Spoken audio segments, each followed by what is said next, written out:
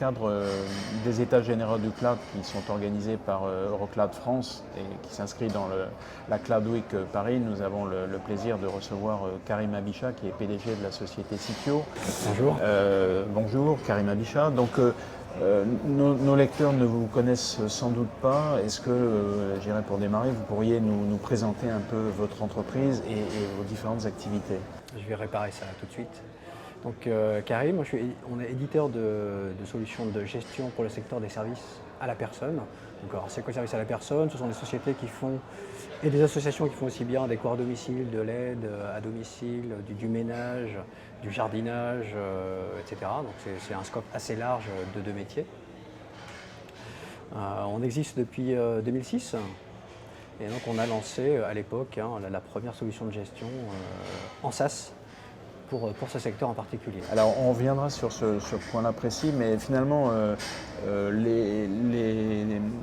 les clients ou les prospects sont en général des petites structures ou c'est plutôt déjà des organisations un petit peu plus étoffées? Alors on a de tout. On a à la fois l'auto-entrepreneur, donc on en a de moins en moins.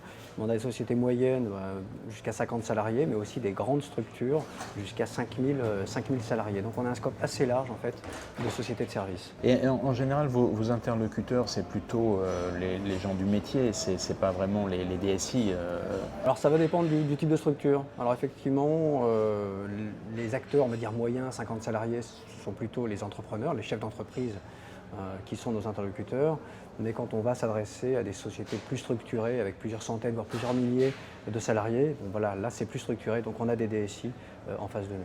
Et en général, en fonction des interlocuteurs, vous adaptez votre discours, c'est-à-dire aux gens des métiers, vous orientez plutôt au usage, aux gens des SI qui ont sans doute des besoins un petit peu spécifiques, vous vous orientez sur les aspects techniques? Alors tout à fait.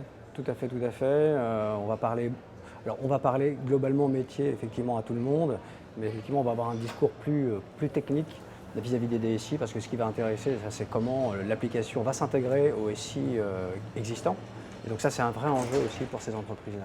Alors, on revient à ce que vous disiez tout à l'heure, vous donc créé il y a une dizaine d'années et vous êtes d'emblée lancé dans le modèle SaaS. Alors aujourd'hui, ça paraît une évidence, mais il y a 10 ans, ça l'était peut-être pas tout à fait.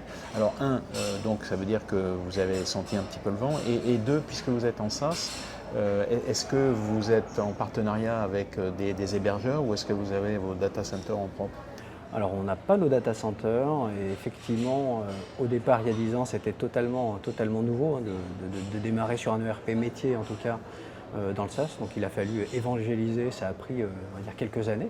Maintenant effectivement c'est devenu une évidence, les gens cherchent d'emblée quand ils se lancent ou quand ils créent une entreprise, ils ne cherchent plus le logiciel à installer sur poste, ils cherchent une solution SaaS accessible partout, donc ça c'est un vrai changement on va dire ces 3-4 dernières années.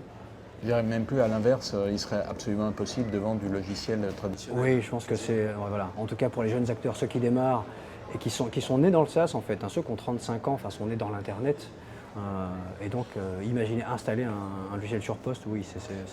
Donc vos solutions sont hébergées sur des acteurs de cloud partenaires? C'est ça, alors AWS, donc Amazon, voilà, essentiellement lui. Essentiellement, oui.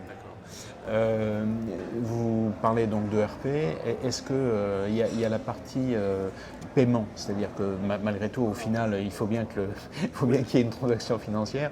Est-ce que votre solution gère cette partie-là? Oui, à deux niveaux. Alors dans notre logiciel de gestion, où via un portail qu'on rend accessible aux clients finaux, et voilà, ils vont pouvoir payer leurs factures. Mais on sort aussi, et le lancement c'est aujourd'hui, ça tombe bien, Auguste Self-Service, qui est une solution e-commerce, encore une fois dédiée à ce secteur d'activité, et qui va venir apporter quelque chose qui n'existe pas, qui existe dans le retail. On peut vendre des livres et tout ce qu'on veut comme produit, mais vendre des services, c'est plus compliqué. Il y a différentes façons de vendre, d'opérer, avec des complexités de gestion du temps, de gestion de la distance, de gestion des compétences. Et donc encore une fois, on va être les premiers à lancer ce produit-là. Ce qui est bien dans ce produit, c'est qu'à la fois on intègre un cycle de vente, on a un back-office, et le client va pouvoir payer en ligne directement, comme on achèterait n'importe quoi sur Internet. Très bien. Écoutez, Karim Abicha, merci beaucoup. Merci à vous.